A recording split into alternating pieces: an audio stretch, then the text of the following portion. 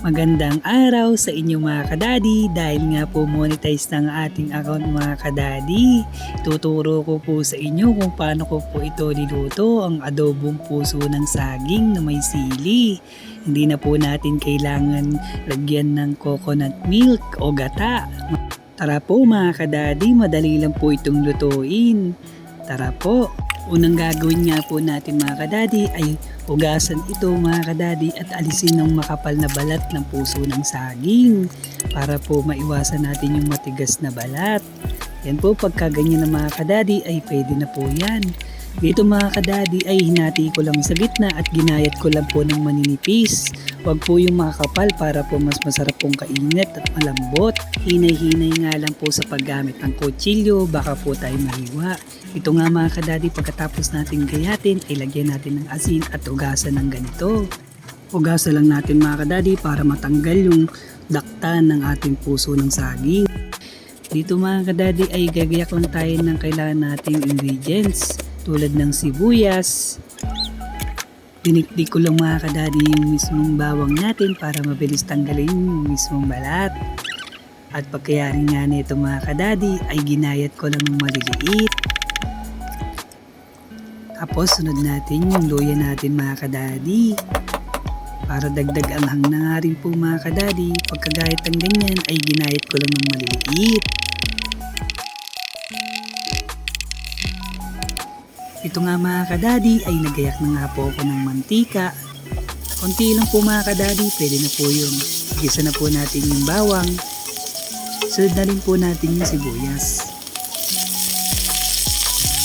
Halo-haloin lang po para mag-golden brown mga kadadi.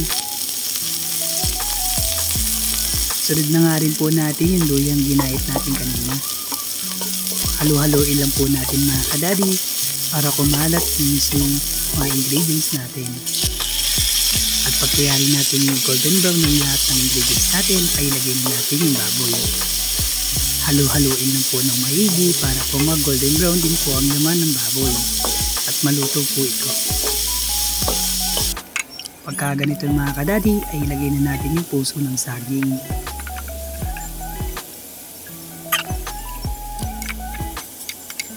Kailan natin, halu-haluin lang po natin ng maigi para po maluto ang bawat butil ng puso ng saging natin. At para ito'y bumilis lumambot mga kadadi. Tsaka naglagay nga po ako ng toyo rito, tsaka suka. Kaya na po bahala mga kadadi, basta titikman nyo kung sakto na yung panglasa nyo mga kadadi. Dito yung halo-halo ko lang po at magsama-sama ingredients. At agad nga rin po ako dito ng tubig mga kadadi. 2 cups yun mga kadadi. Maglagay nga rin po ng black pepper dito o paminta. Halo-haloin lang po at maglagay rin tayo ng sili, syempre pampaang na rin, at oyster sauce. Yan po ang pampasarap sa lahat. Halo-haloin lang po mga kadadi para magsama-sama yung mga ingredients. Naglagay nga rin po ako dito ng nor. Pork po ang ginamit ko dyan mga kadadi. At ilusaw ko lang at hinalo-halo ko lang po ng maigi. Yan, malapit na nga pong lumambot dito ang ating puso ng saging. Masarap po ng puso ng saging pag lalo na yung inaadobo.